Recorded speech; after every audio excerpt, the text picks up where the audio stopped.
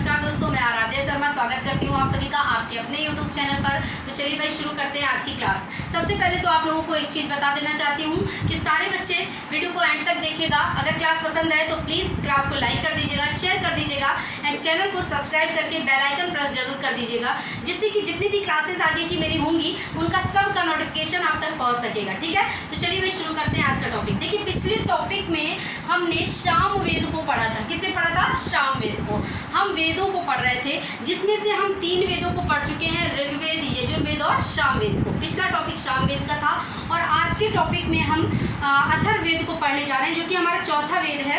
हम चारों वेदों को जानेंगे, तो आज हम चौथे वेद को अथर्ववेद को पढ़ने जा रहे हैं। ठीक है, तो चलिए भाई देखते हैं। आज का टॉपिक है अथर्ववेद।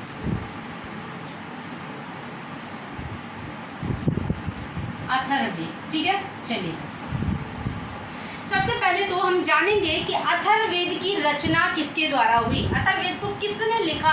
तो देखिए भाई, फर्स्ट पॉइंट है अथर्ववेद। अथर्ववेद की रचना अथर्वा ऋषि द्वारा की गई। ठीक है, अथर्ववेद की रचना जो है अथर्वा ऋषि द्वारा की गई। मोस्ट इंपॉर्टेंट पॉइंट है, याद रखेंगे इसे, क्योंकि आपसे पूछ लिया जाता है ऋग्वेद की रचना, यजुर्वेद की रचना। सामवेद को किसी ने नहीं लिखा, किसी की रचयिता, कोई इसके रचयिता नहीं, क्योंकि सामवेद में सभी वेदों के मंत्रों को उठाकर रखा गया है। ठीक है, और अथर्ववेद की रचना तो अथर्वा ऋषि द्वारा की गई। ठीक है, अब हम जान लेते हैं कि अथर्ववेद को और भी कुछ कहते हैं। क्या कहते हैं? अथर्ववेद को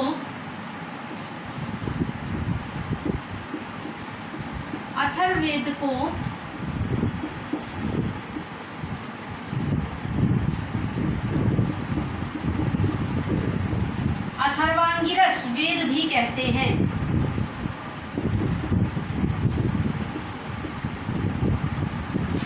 ठीक है, अथर्ववेद को अथर्वांगिरस वेद भी कहते हैं। याद रखिएगा, अगर पूछा जाए अथर्वांगिरस वेद किस वेद को कहते हैं, तो अथर्ववेद को कहते हैं। कोई बहुत मुश्किल नहीं है, आराम से आपको समझ आ जाएगा कि अथर्वा लगा हुआ है और इधर अथर्व है। ठीक है, तो अथर्वांगिरस जो है ये अथर्ववेद को कहते हैं। ठीक है, नेक्स्ट पॉइंट देखिए, अथर्ववेद में आखिर क्या चीज़ें हैं। जैसे कि हमने जाना ऋग्वेद में हमें मंत्रों के बारे में जानकारी मिलती है, देवी देवताओं के बारे में, धर्मों के बारे में जानकारी मिलती है। इसी तरह हमें सामवेद से पता लगता है कि सामवेद जो है संगीत का जन्मदाता, मतलब संगीत सामवेद से विकसित हुआ है। यजुर्वेद में हम जानते हैं कि यजुर्वेद जो है यहाँ से यज्ञों को संपन्न करने की विधियों का वर्णन मिलता है। ठीक है, यजुर्वेद में यज्ञों को संपन्न करने की विधियों का वर्णन है। ठीक है, तो अब हम जानेंगे अथर्ववेद में क्या है। देखिए अथर्ववेद में बेटा रोग निवारण, टोना टोटका, जादू मंत्र, ये सारी चीज़ें, वशीकरण, औषधि प्रयोग, ये सारा कुछ अथर्ववेद में है। ठीक है, तो यहाँ पर देखिएगा अथर्ववेद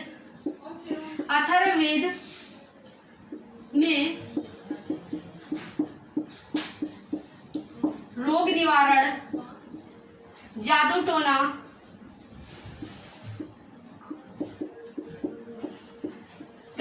जंतर मंतर,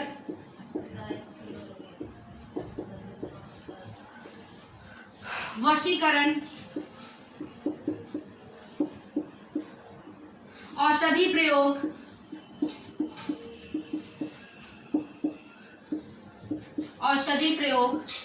आदि का वर्णन है। ठीक है, आदि का वर्णन है। समझ गए? तो अथर्ववेद जो है इसके अंदर रोग निवारण, जादू टोना, जंतर मंतर और औषधि प्रयोग, वशीकरण, इन सब चीज़ों का वर्णन दिया गया है। ठीक है, अब रोग निवारण कैसे होगा?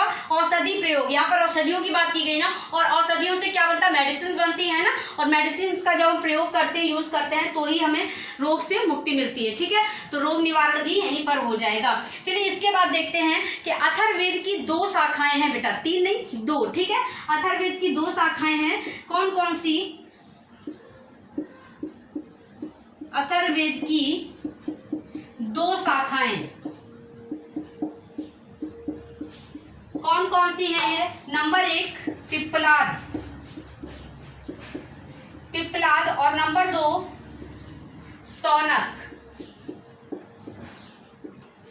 सौनक। ठीक है, नंबर 1 पिप्पलाद और नंबर 2 सौनक। थोड़ा सा ये जो नाम है ना, ये नेम्स है, ये थोड़े टफ होते हैं, इनको याद करने में थोड़ी सी दिक्कत होती है। तो अगर हम ट्रिक को रिलेट कर ले तो आसानी से हमें याद रहता है कि आखिरकार ये क्या है। तो देखिए अथर्ववेद में जो पिप्पलाद और शौनक है, इनको हम कैसे ट्रिक से याद कर सकते हैं।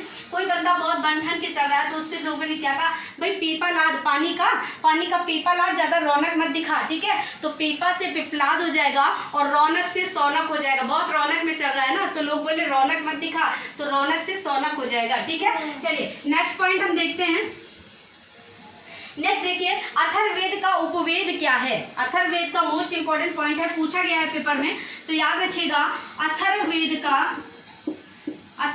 का उपवेद क्या है भाई। तो ये है आयुर्वेद। क्या है? आयुर्वेद, ठीक है। अथर्ववेद का उपवेद आयुर्वेद है, ठीक है। नेक्स्ट पॉइंट देखते हैं अथर्ववेद का ब्राह्मण। अथर्ववेद का जो ब्राह्मण होता था उसे क्या कहते थे। तो अथर्ववेद का ब्राह्मण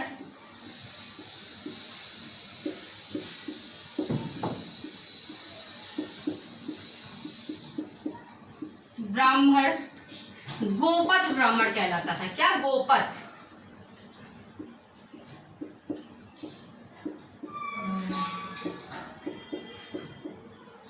ठीक है। अथर्ववेद का ब्राह्मण गोपथ ब्राह्मण कहलाता था, ब्राह्मण, ठीक है।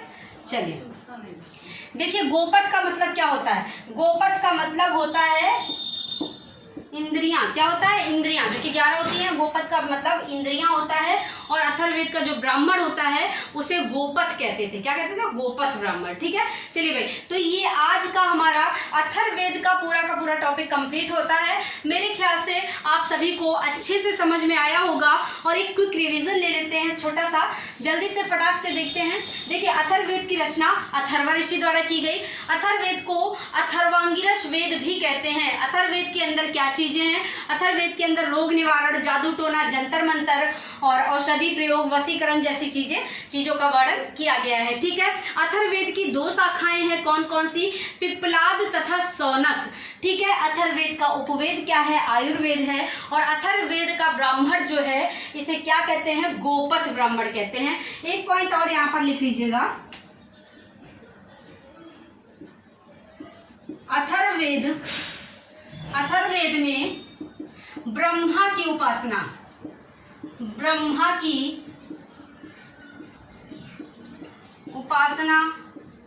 से संबंधी कई मंत्रों का उल्लेख है, ठीक है। कई मंत्रों का उल्लेख